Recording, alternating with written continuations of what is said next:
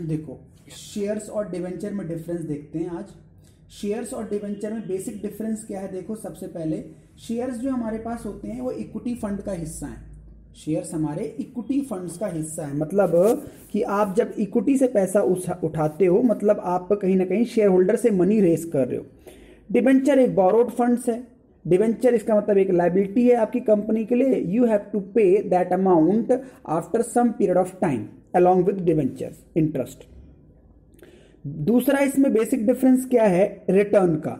Share holders को अगर मैं बात करूं तो इन रिटर्न आप डिविडेंड देते हो, और डिवेंचर होल्डर्स की मैं बात करूं तो in return you have to pay interest.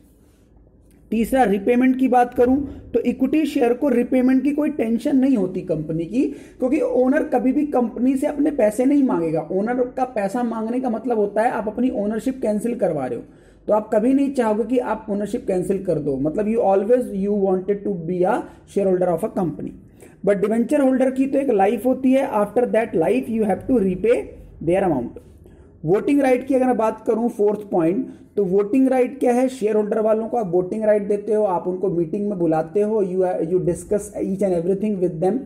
But debenture holder वालों से आप वोटिंग राइट में पार्टिसिपेट नहीं करवाते, बिकॉज वी एज्यूम कि they are external to the company and they should not interfere in the management of the company. अगर मैं discount की टर्म में बात करूं तो कंपनी के शेयर डिस्काउंट में इशू नहीं हो सकते। मतलब आप कंपनी के शेयर को जो उसकी नॉमिनल वैल्यू है उससे सस्ते में नहीं बेच सकते, नॉर्मली ऐसा कहा जाता है, बट यहां कुछ एक्सेप्शंस हैं।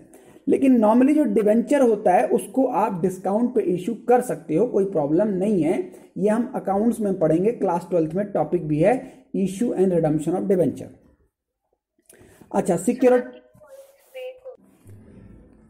तो सिक्योरिटी के एंगल से अगर मैं बात करूं तो सिक्योरिटी का मतलब है जब कंपनी शेयर इशू करती है तो क्या उसको कोई मोर्टगेज, क्या उसको कोई सिक्योरिटी रखनी पड़ती है? Answer is no, there is no security. कोई सिक्योरिटी आपको रखने की जरूरत नहीं है। लेकिन डिवेंचर क्या है? अगर डिवेंचर सिक्योर्ड कैटेगरी के हैं, हमने पढ़ा था secured debenture, unsecured debenture, convertible debenture, non convertible debenture. तो अगर डिवेंचर होल्डर को कंपनी के फाइनेंशियल पोजीशन पे अगर थोड़ा सा डाउट है तो वो कंपनी से कोई सिक्योरिटी मांग सकते हैं।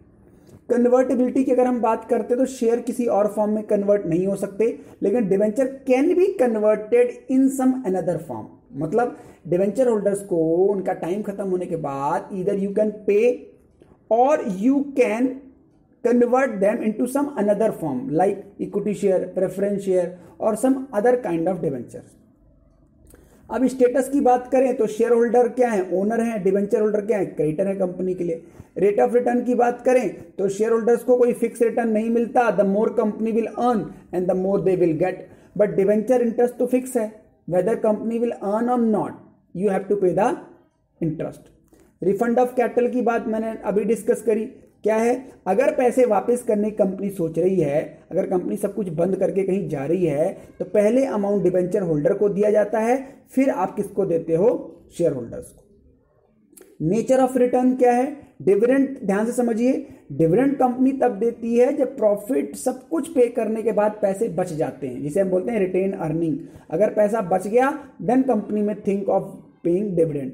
But interest you have to pay, because interest is a charge against profit. Charge against profit मतलब you have to pay, then you will calculate your profit. But dividend is what? Appropriation of profit, means either you will earn then you will pay। बोलो, समझ में आ गई आपको?